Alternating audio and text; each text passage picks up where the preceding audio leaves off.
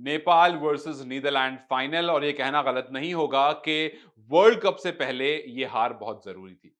जिस तरह से ऑस्ट्रेलिया हारा था ना वर्ल्ड कप से पहले, उस हार के बाद उसे समझ में आ गया था आगे कैसे परफॉर्म करना है। एक टीम को एक बड़े टूर्नामेंट से पहले शायद हार जरूरी होती है सो दैट आप सीख सको। और आज बहुत सारी गलतियां नेपाल ने करी।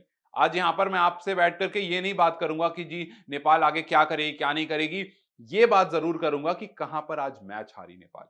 अगर आप एक एक करके इनिंग्स को देखेंगे तो पहले बैटिंग आप बहुत अच्छी कर रहे थे। मतलब पहले 5 ओवर में 40 रन आ जाते हैं, 1 विकेट गिरती है। आसिफ काफ़ी अच्छे टच में दिख रहे थे, 10वें ओवर में जाकर उनकी विकेट गिरती है, और उनकी विकेट थोड़ी-सी कंट्रोवर्शियल ज़रूर थी, क्योंकि आसिफ कह रहे थे उनके बैट पर निक थी।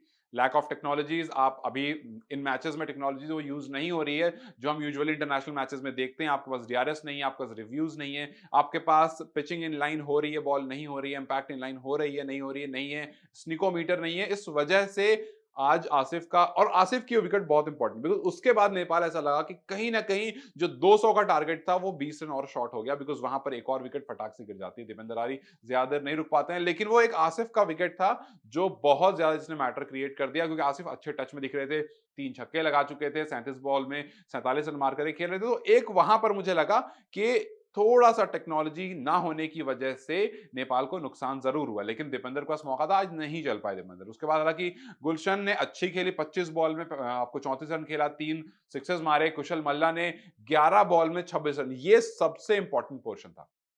11 बॉल 26 रन, 3 सिक्सेस, यहां पर मैच चेंज हुआ। वो जो 17वां ओवर था ना आपका, जहां पर 3 छक्के आ गए, वहां पर आपको जो बूस्ट मिल गया, वहीं पर वो बूस्ट मिला। वरना जो लगातार गलतियां हो रही थी, एरियल शॉट्स मारने की जो लगातार कोशिश हो रही थी, उस वजह से कहीं ना कहीं आपके 20 रन कम रह गए। जहां पर आप ये सोच रहे थे ना कि बॉल को स्टैंड से पहुंचा देंगे, आप बॉल फील्डर के हाथ में पहुंचा रहे थे, एक कैच भी ड्रॉप हुआ आपका, लेकिन फिर भी कहीं ना कहीं वो कमी रही। आप लास्ट 5 ओवर देखो ना, किस तरह से विकेट्स गिरी हैं और किस तरह से रन कम गए। मतलब 16th ओवर में सिर्फ 4 रन जाते हैं। वो तो 17th ओवर अच्छा था कि वहां पर कुशल मल्ला ने 3 छक्के लगा दिए थे, तो 21 रन आ चुके थे। लेकिन उसके बाद आप देखो 18वें ओवर में 10 रन, 19वें ओवर में 6 रन, 20वें ओवर में फिर 10 रन।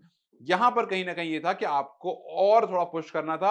और अगर बैट्समैन एरियल शॉट के लिए नहीं जाते, सिक्स मारने के लिए नहीं जाते, थोड़ा उस बॉल को अगर बाउंड्रीज या गैप देकर खेलते तो बेहतर होता। अगर गैप्स निकालते तो शायद बेहतर होता। आपने देखा एक विकेट गिर गई, फिर वही काम दूसरे ने करा, वही काम तीसरे ने करा, और नीदरलैंड्स बहुत अच्छे से अपना टास्क करके आए थे। नीदरलैंड्स ने अच्छा होमवर्क करा था। उन्होंने आपको स्लोवर वंस दिया, आप उसमें फंस गए। उन्होंने आपको बाउंसर्स दिया, आप फंस गए। शॉर्ट बॉल और स्लोवर वंस का जिस तरह से लास्ट 5 ओवर में यूज करा है नीदरलैंड ने, उसी वजह से नेपाल का जो स्कोर 200 क्रॉस करता हुआ दिख रहा था, वो 200 से अंदर रह जाता है।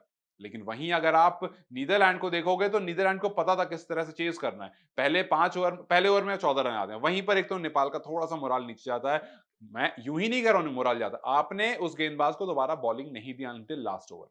अगले 5 ओवर में 57 रन, एक भी विकेट नहीं। 9वें ओवर में वो तो 2 विकेट आ जाती है, जहां पर आपको लगता है कि ठीक है अब यहां से हम कम कर सकते हैं, 84 रन हो जाते हैं। 16th ओवर में फिर जाकर के आपका तीसरा विकेट आता है, 141, 3 विकेट, 16 ओवर हो चुके हैं। यहां पर कहीं ना कहीं आप कमजोर जरूर पड़ गए, और वो 18वां ओवर था जहां पर 21 रन आ जाते हैं।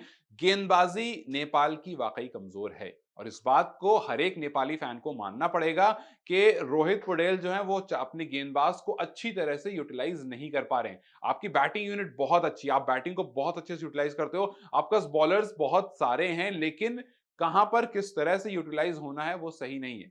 आपका जो प्रीमियम बॉलर है करण केसी, उसने 1 ओवर में रन खाए, मानता हूं इस बात को मैं। बट अगर एक कप्तान अपने बॉलर पर भरोसा नहीं करेगा तो कैसे चलेगी बात। अगर रोहित शर्मा, जसप्रीत बुमराह भरोसा करना छोड़ दें जस्ट बिकॉज पहले ओवर में उनके रन आ जाते हैं, और वो कहें कि भाई आप रुक जाओ मैं दूसरे से बॉलिंग कराता हूं, तो फिर कैसे बात चलेगी। आपके अगर एक खिलाड़ी ने रन दिए हैं, आप उस पर भरोसा करो, आप उसको दोबारा से ओवर दो।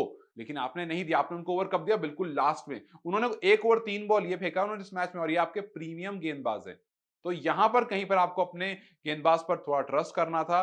1.3 पर 25 रन जरूर आए उनके, लेकिन अगर आप उनको बीच में यूटिलाइज करते हैं, वो एक प्रीमियम बॉलर है, तो वहां से कुछ बेहतर निकल करके आता आपके पास।